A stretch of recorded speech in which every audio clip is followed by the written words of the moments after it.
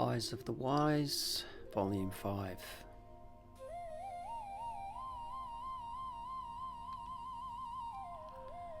When we consider the causes we would be willing to fight for, the cause of freedom is probably near, if not at, the top of the list. Regardless of our caste, colour or creed, there's something about the denial of rights that really gets under our skin. And it was South African freedom fighter Nelson Mandela who battled apartheid for over 50 years, 27 of those from behind bars, who said there's no such thing as partial freedom. And I agree, which is why I practice Bhakti yoga. What has yoga got to do with freedom? Good question.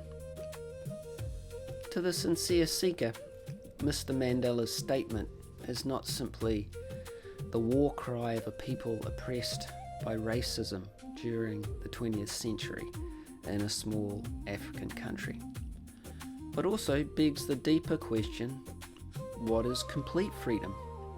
And yoga, particularly Bhakti yoga, gives us a clear definition of and a real opportunity for just that.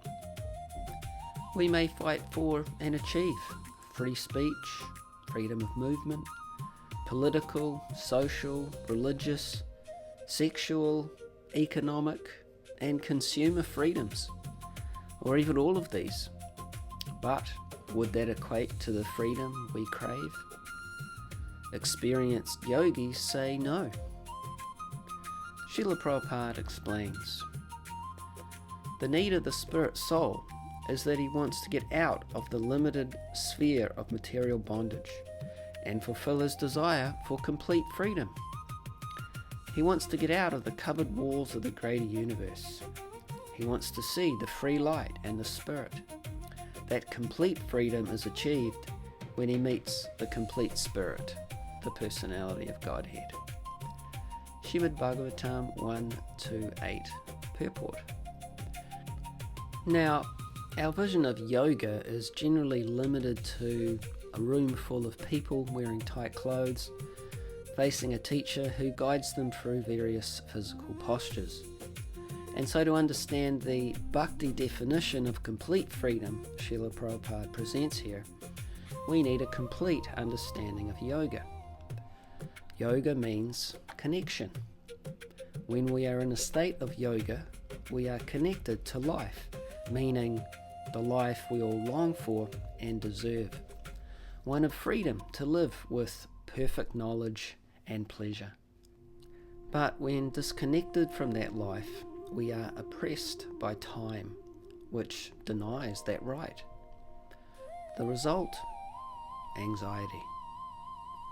There are the existential anxieties of birth and death, old age and disease, and the intermittent, those affecting our body and mind, as well as those from the natural environment and other beings. But isn't that just the way life is? Only when we're in a state of disconnection from our natural life of yoga. Determined to revolt against and conquer this disconnection brought about by time, a Bhakti yogi is a true freedom fighter for whom only complete liberty, complete freedom from anxiety will do. Srila Prabhupada called this ultimate rebellion fighting the sun. Why? Because by its rising and setting, the sun indicates our subjugation to time and anxiety in all its forms. Complete freedom. It's a revolutionary concept, I know. But it is available to those who are willing to fight for that greatest cause, to those who are willing to fight the sun. Hare Krishna.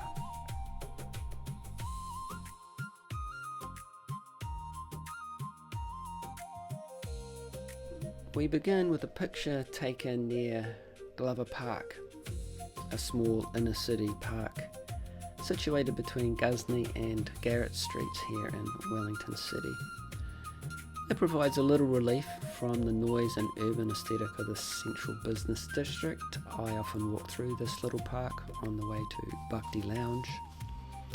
This picture was taken in 2023 when the recent trouble in Gaza started. And this was not the only sign protesting the issue. Many similar signs and graffiti popped up around the city and are still popping up, which says to me that people here are concerned about freedom and not simply freedom at home. We've added the statement by Nelson Mandela, quoted in the In Focus section. There's no such thing as partial freedom. Now, the term partial freedom implies that there is such a thing as complete freedom. And if we think about what that means to us, complete freedom, we'd probably define it as being free from whatever is immediately impeding our rights. And when we were free from those impediments, then we were completely free. In the case of Mr. Mandela, that could very well be social and political rights for black Africans. When those impediments to those rights were removed, Mr. Mandela could quite possibly consider himself and his fellow black South Africans to be completely free. We could be lacking the freedom to adhere to a chosen religious doctrine, the freedom to vote, to choose our sexual preferences or our gender, to qualify in a particular occupation, or to just make money and spend money how we like. In Bhakti Yoga, though, the Bhakti Yoga wisdom has a much more complete definition of complete freedom than simply being free in these various relative ways.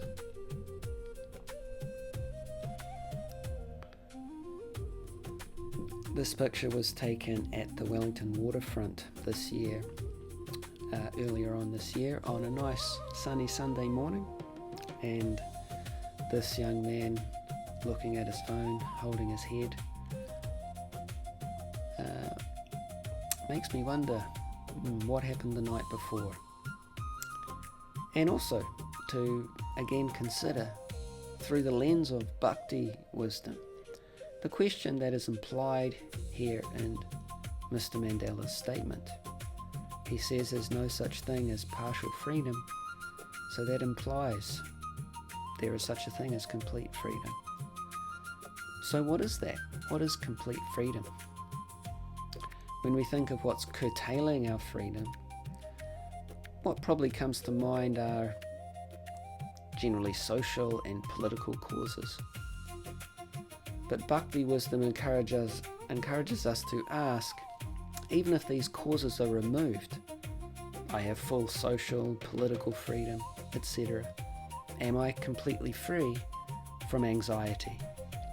As I mentioned in the In Focus section, the Bhakti definition of complete freedom is complete freedom from anxiety. We have so many relative forms of freedom here in New Zealand and in other first world countries, but does that mean we're completely free from anxiety? We see the answer here in this picture. So if we're really interested in that complete freedom from anxiety, we can't limit the causes of anxiety to the category of other people, either individuals or groups. We need to zoom out and refocus.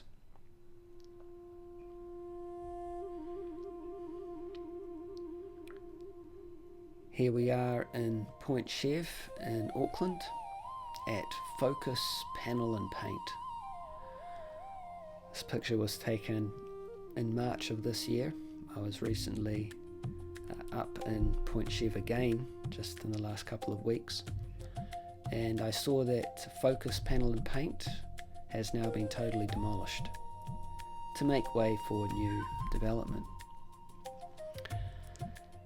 In the corporate world, there's a slogan that team leaders often use in meetings when things get a bit unruly, a bit out of control.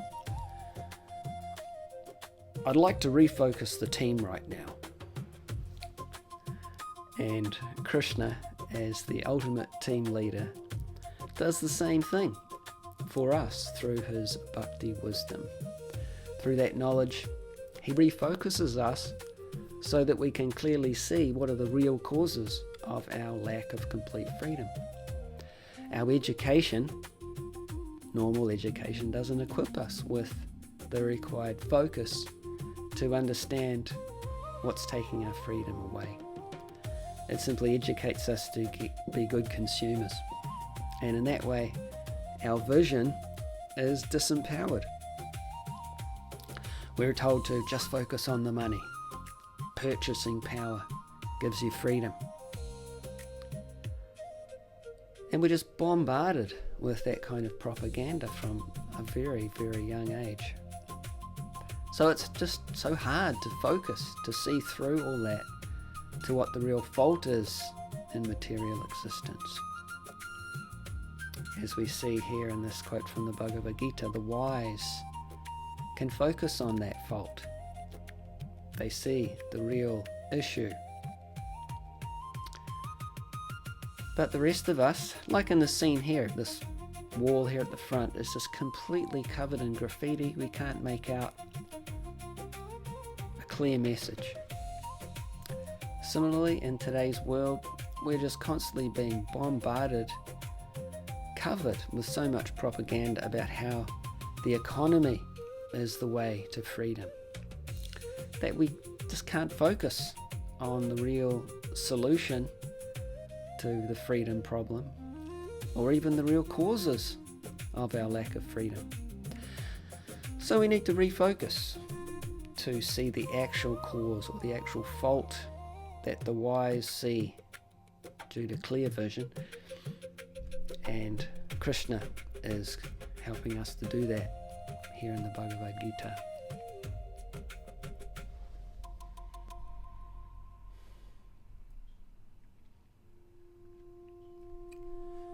So here we get that clear focus with the full text from the Bhagavad Gita 13, text number 10, in which Krishna explains that those who are not distracted see the existential causes of anxiety, which are four: birth, death, old age, and disease. Of course, most of us have been well trained to think, well, that's just the way life is. You just have to get on with it and do the best you can to work with these, because there's no way around them. And science, of course, is there to help us to try to manage these four existential anxieties. They try to go toe-to-toe with these big four. If you're having a problem with birth, meaning you don't want birth, then you can use contraception. And if contraception doesn't quite do the job, you can always go for abortion. Or if the shoe's on the other foot and you actually want birth but you can't have it, you can try artificial insemination. Then of course science tries to deal with death, although that's quite a difficult one to get around. The death rate's 100% still, even with so much scientific advancement. There are hopes that if science can freeze your body in a certain way, that in the future they'll be able to bring you back to life when they figure out how to cure death in the future. Then there are scientific remedies or ways of addressing old age through cosmetics, various anti-aging products, and of course also so many drugs and surgeries to deal with the anxieties of disease. Still, in spite of so much scientific research, these four faults in material existence, these 4 existential anxieties, birth, death, old age and disease, cannot be eliminated. Why? Because they're actually symptoms of a bigger fault, which is even more difficult for us to focus on. If we zoom out even further through Bhakti wisdom, we will see that these 4 are actually just symptoms of a root cause, which we see in effect here at Focus, Panel and Paint. That cause is time, and we'll look at this root cause a bit later. For now, let's just focus on these 4 existential causes of anxiety.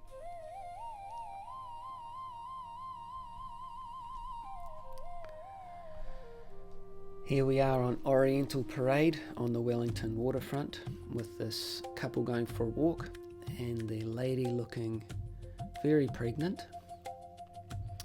And we have this text here from the 3rd canto of the Srimad Bhagavatam, which addresses the phenomena of birth.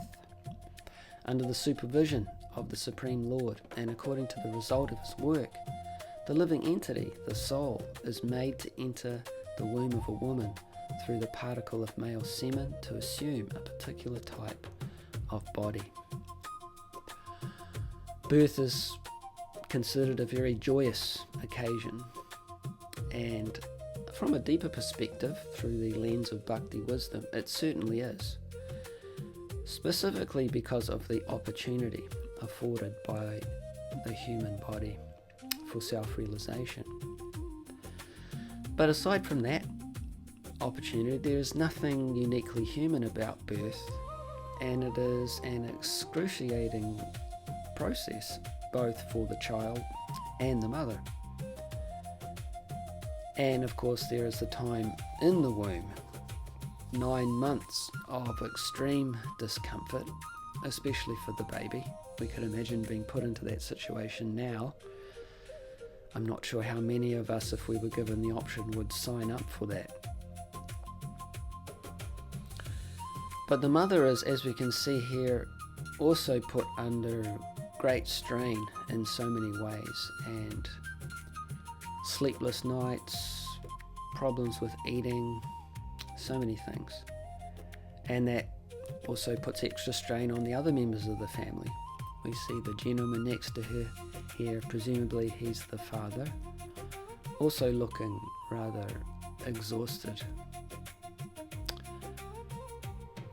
So after that time of 9 months in the womb, in a most uncomfortable situation, the child is forced through a narrow opening and takes his or her first breath in a strange new reality, and of course cries due to the shock of appearing from the womb into that reality. Why don't we remember our birth? One reason is that it's such a traumatic experience. Birth also means that we forget our previous life and all the experiences and identities that went along with it. It would be hard to argue that a human birth, although joyous in its potential, is not an anxiety as an experience for everyone concerned.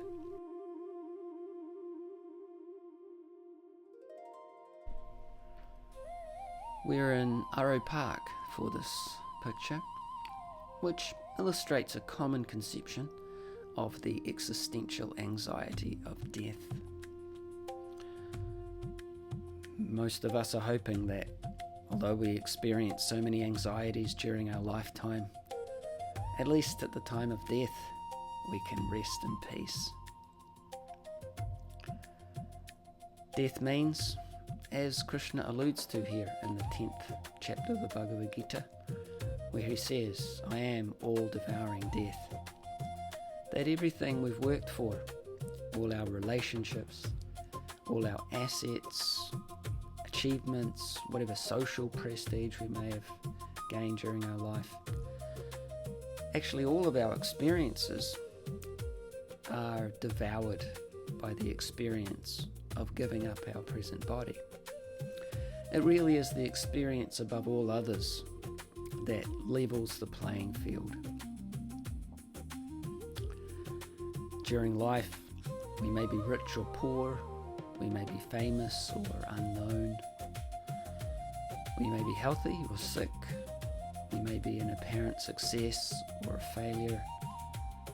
But at death, we all face the same situation of having everything taken away in preparation for another birth, unless of course we've developed spiritual consciousness.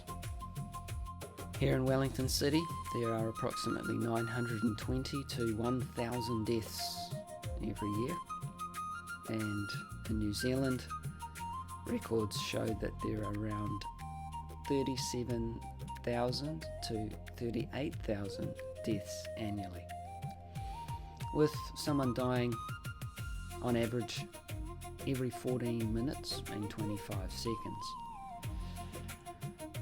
So death is certainly an anxiety, both for the person awaiting it and for the relatives and friends of that person, which is a major reason why we don't talk about it unless we absolutely have to. And in between birth and death is the existential anxiety of disease. This picture was taken at local framers here on Willis Street during the COVID-19 pandemic.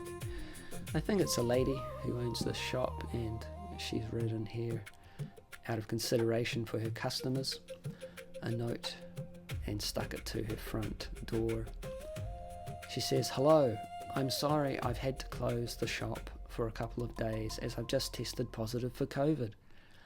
We will be reopening later in the week when staff return from holidays. Many apologies to cause any inconvenience. I will update our website with further info when I have that. Thank you."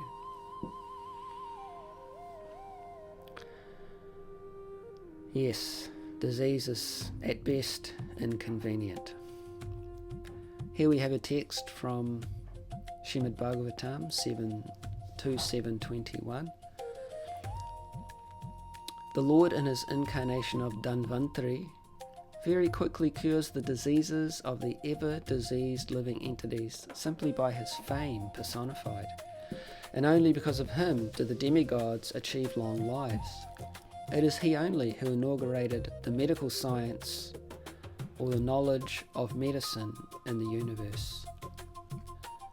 In his purport, Srila Prabhupada comments, as stated in the beginning of the Srimad Bhagavatam, everything emanates from the ultimate source of the personality of Godhead. It is therefore understood in this verse that medical science or knowledge in medicine was also inaugurated by the personality of Godhead in his incarnation as Dhanvantari, and thus the knowledge is recorded in the Vedas. The embodied living entity is diseased by the very construction of his body. The body is the symbol of diseases. The disease may differ from one variety to another, but disease must be there just as there is birth and death for everyone. So whether it's a global pandemic like COVID-19 or cancer or just the common cold, we all get our experience of how disease is an anxiety. Certainly, at least it's inconvenient, and generally much more than that. And of course, today, mental health is such a concern. Of course, medical science tries to counteract disease, spending billions of dollars every year in research. But it's only partially effective, and often also accompanied by many side effects in its treatment. And in a lot of cases, it's just totally ineffective. We can neutralize certain diseases, but then new diseases appear to take their place.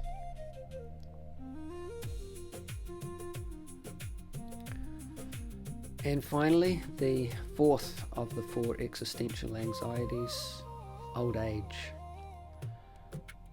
Towards the last third of our life, if we live that long, we notice old age starting to sneak up on us. This is part of my personal experience now as I'm in my mid-50s, and it's not a pleasant one.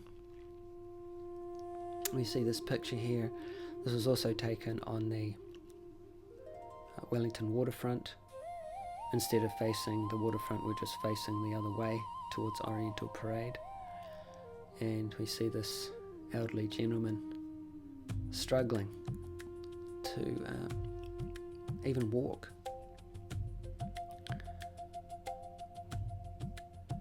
So we have this text here from Srimad Bhagavatam,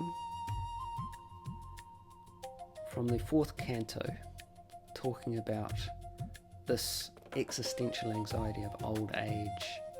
When Kala Kanya, daughter of time, attacked the body, the dangerous soldiers of the king of the Yavanas entered the city through different gates. They then began to give severe trouble to all the citizens. So this section of the Srimad Bhagavatam's 4th canto gives us an analogy or a metaphor of the body being like a city of 9 gates, and how in time it is overcome by old age towards the end of life. Old age means that the body, which is a biochemical machine, just doesn't function like it did when it was young. Of course, up until that point in our life, old age is really a kind of myth, more or less. But as time passes, it gradually becomes a reality. We realize, oh, actually I'm not young anymore. And the body that was young now is starting to manifest all sorts of aches and pains, failing sight, failing hearing, and so many other parts of the machine wearing out. So Srila Prabhupada comments in his purport to this text from the Srimad Bhagavatam, 4th canto, the body has 9 gates. The 2 eyes, 2 nostrils, 2 ears, mouth, rectum, and genitals. When one is harassed by the invalidity of old age, various diseases manifest at the gates of the body. For example, the eyes become so dim that one requires spectacles, and the ears become too weak to hear directly, and therefore one requires hearing aids. The nostrils are blocked by mucus, and one has to always sniff a medicinal bottle containing ammonia. Similarly, the mouth, too weak to chew, requires false teeth. The rectum also gives one trouble, and the evacuation process becomes difficult. Sometimes one has to take enemas, and sometimes use a surgical nozzle to accelerate the passing of urine. In this way, the city of Paranjana was attacked at various gates by the soldiers. Thus, in old age, all the gates of the body are blocked by so many diseases, and one is to take help from so many medicines and surgical appliances.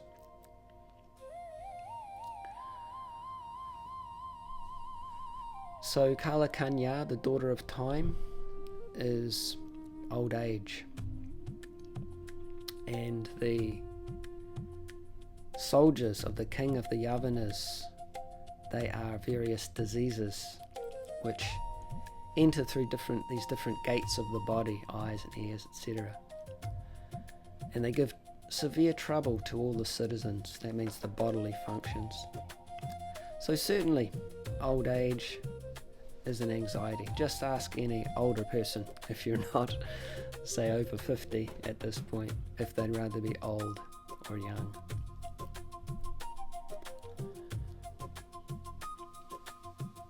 This is my buddy Krishna Gopinath, who helped me some time ago with some pictures I took for a presentation. This was back in 2018, and the picture on the left was taken at the front gate of our apartment building. This is the front gate. Quite a solid looking, ornate piece of iron there. And the picture on the right, the exit shot, is taken in our building's stairwell. And we've quoted the chorus here from a song from back in the day. The song is called Escape by the band Metallica. The This is the chorus of the song. Out for my own, out to be free. One with my mind, they just can't see. No need to hear things that they say. Life is for my own, to live my own way. It's a desire of all of us to be free. And hopefully we can see how these 4 existential causes of anxiety take away our freedom to be truly happy, and how they're the actual fault that we want to point the finger at when it comes to our fight for freedom. The ultimate freedom fighter considers, unless I'm free from existential anxiety, how can I be truly free?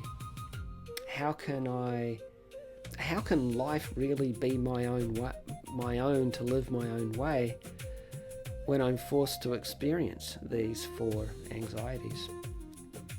Unfortunately, most of us just think, well, that's just the way life is. But the yogi asks, is there a way out of these anxieties? Is there an exit? Is there a way to complete freedom from anxiety? And the answer is yes. But before we get to that exit, we first need some information about what's going on behind the scenes, so to speak. What's really pulling the strings of these existential anxieties, the big 4. One thing that we should get, though, at this point is that we can't buy our way out of these anxieties. As Srila Prabhupada explains in his purport to Bhagavad Gita 2.8, the problems of material existence, birth, old age, disease and death, cannot be counteracted by accumulation of wealth and economic development. In many parts of the world, there are states which are replete with all facilities of life, which are full of wealth and economically developed, yet the problems of material existence are still present.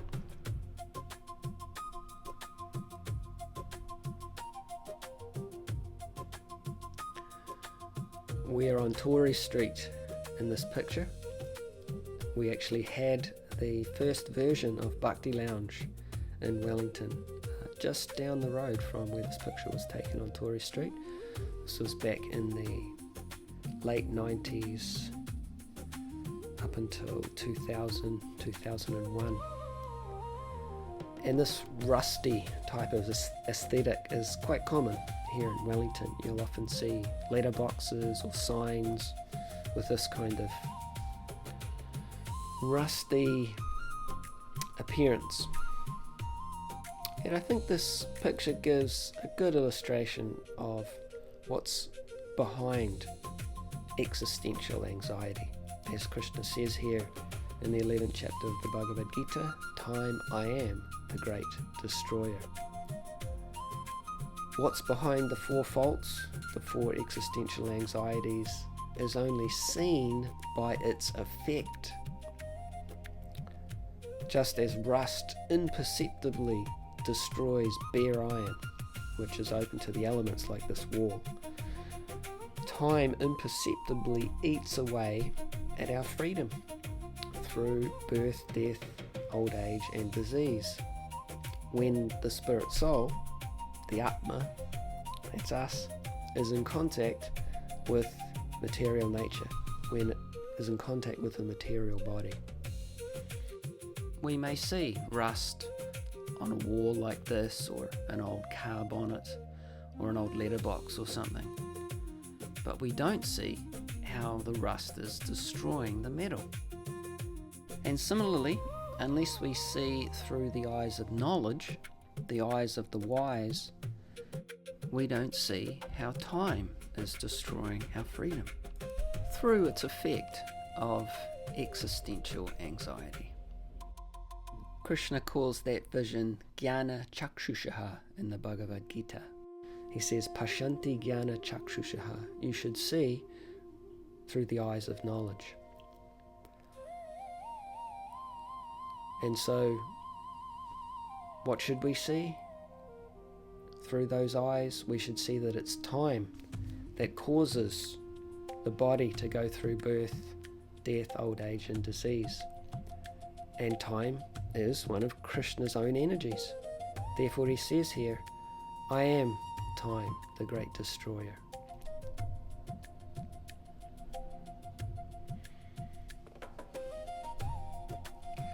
This is probably my favourite garage door here in Wellington, located just next to Arrow Park and the community basketball court, which we featured in our last volume.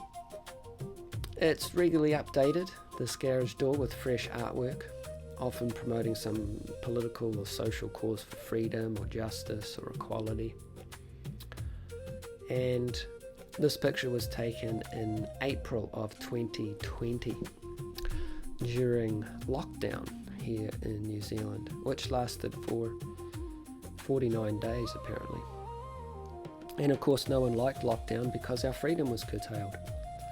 Some of the effects of that were widespread mental health strain, severe economic disruption for vulnerable groups of people particularly, and some altered community traditions. Many people just fell out of the habit of socialising, which led to long-term feelings of hopelessness and the risk of increased family and sexual violence.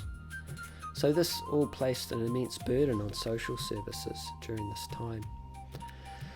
I think it's fair to say that when our freedom is restricted, our anxiety increases and our happiness is reduced, because freedom is a major component to happiness.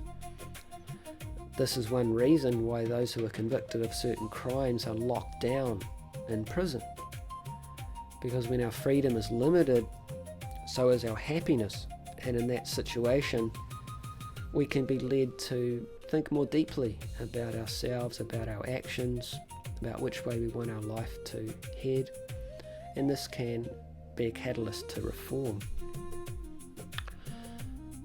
So in an existential sense, Bhakti wisdom is inspiring us to think deeply by helping us to focus on the existential lockdown, the otherwise imperceptible and all-powerful influence of time and its symptoms of birth, death, old age and disease. I've quoted this verse here from the 3rd chapter of the Bhagavad Gita. The bewildered soul, under the influence of false ego, thinks he's free while actually being controlled by nature. So part of the bewildering effect of time, part of the lockdown that time imposes upon us, is that even though we're fully under its control, we're controlled by birth, death, old age and disease, we think we're free, which is why we don't take the initiative to, as Srila Prabhupada said, fight the sun. Instead we concede to living in an existential lockdown, which is very sad because complete freedom is completely available.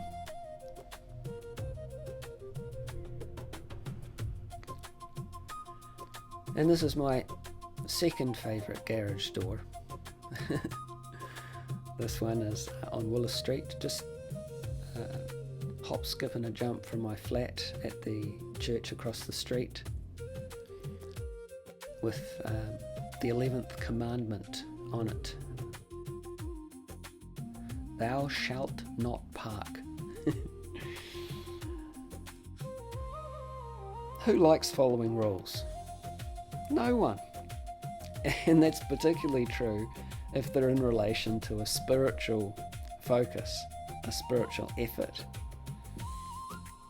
There was one, at the time, famous New Age writer, it was back in the 1990s, who gave his realizations about how to choose the best spiritual path.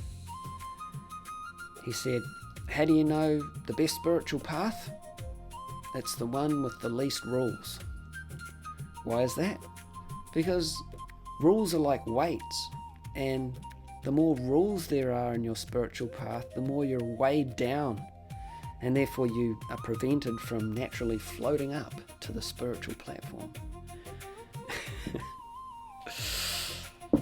So the Bhakti Yoga process does contain some rules and regulations. Why is that? Well, because it's a legitimate process. It's a science. You take any science or any serious endeavour. If you're going to be successful, there are do's and don'ts that you need to follow if you want to get the results.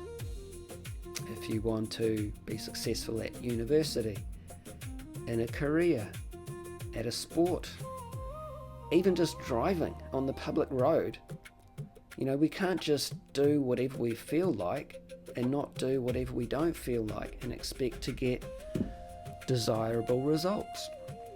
Now in Bhakti, there are regulations, but those regulations are actually, as we see here in this text from the Bhagavad Gita, the regulations of freedom. Krishna calls them regulative principles of freedom because they free us from time and all its concomitant anxieties. Krishna says here in the second chapter of the Gita, a person free from all attachment and aversion and able to control his senses through regulative principles of freedom can obtain the complete mercy of the Lord. And the process of Bhakti Yoga is not simply negative. Thou shalt not ... It's primarily a positive. Thou shall engage in Bhakti Yoga.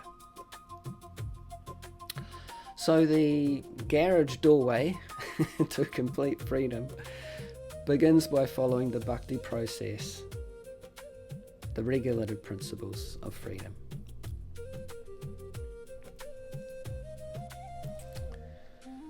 Back to our cover shot.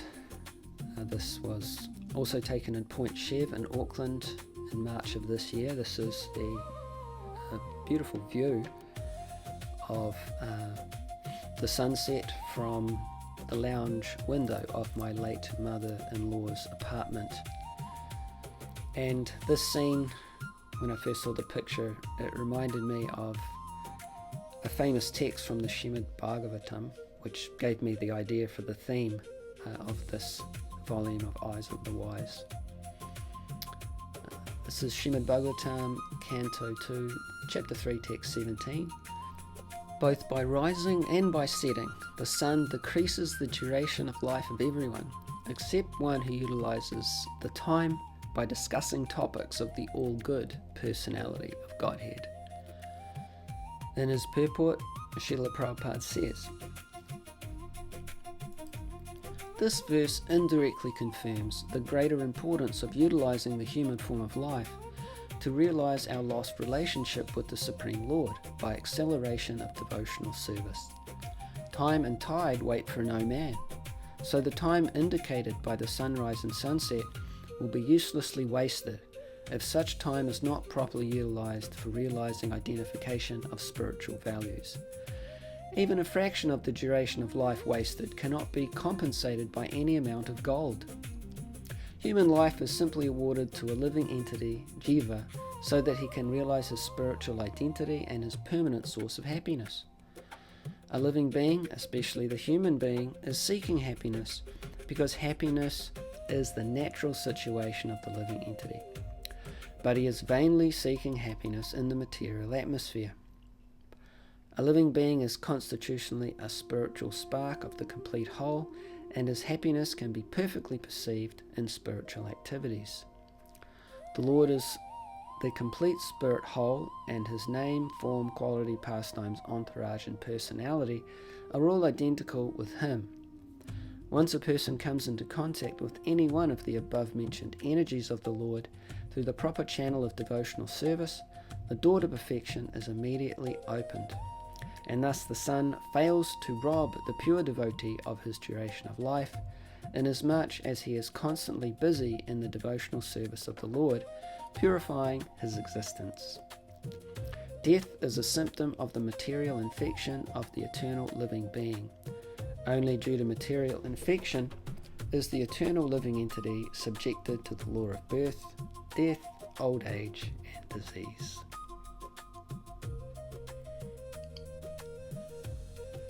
As we mentioned in the In Focus section, Srila Prabhupada referred to the effort to free oneself from the influence of time to fighting the sun, which he referred to in a lecture on that previous verse from the Srimad Bhagavatam in 1972. He said, "The sun is rising early in the morning. As it is rising, gradually it is taking your life. That's all. That is the business. But if you want to defeat the sun is very powerful. It is very difficult to fight. But you can fight with the sun. How? Simply by reading Krishna Katha, the words of Krishna. That is the simple process." How does reading the words of Krishna defeat the sun? By following the authorized Bhakti process, the regulative principles of freedom, which begins by hearing the words of Krishna, one regains his or her Krishna consciousness, which was forgotten under the influence of time. We come under the influence of time, symptomized by the rising and setting of the sun, by forgetfulness of Krishna, and become free by remembering him through the authorized Bhakti process. Then we can enter Vaikuntha. Vaikuntha is the name for the spiritual realm.